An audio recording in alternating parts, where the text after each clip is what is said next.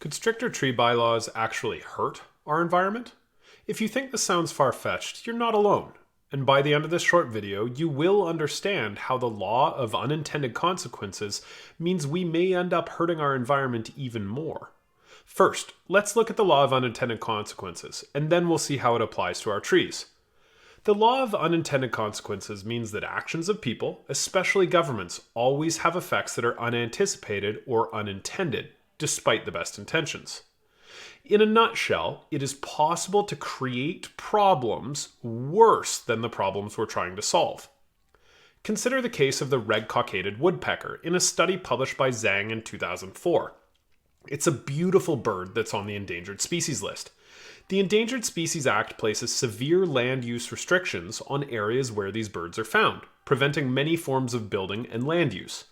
So if a bird is found on a piece of land, the owner loses much control over their land.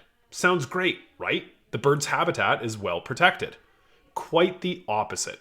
The severe restrictions limit property usage and hurt the value of property. So landowners actually began to preemptively clear-cut their land so that red-cockaded woodpeckers would not be found there. The empirical evidence was clear.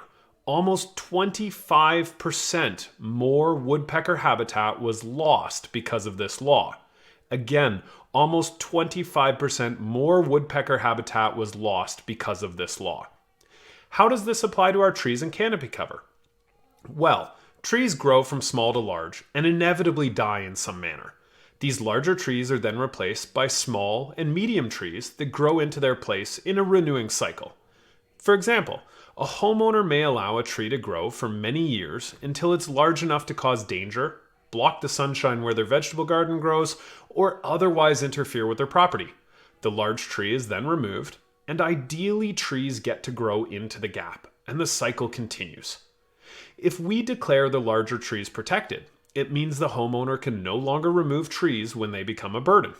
Sounds great. These trees are protected and canopy loss should be stopped, right? Only in the very short term. Consider the fact that the homeowner has now been penalized for having large trees, losing natural light, their view, or simply their autonomy. These large trees will one day die and need to be replaced by smaller trees around them.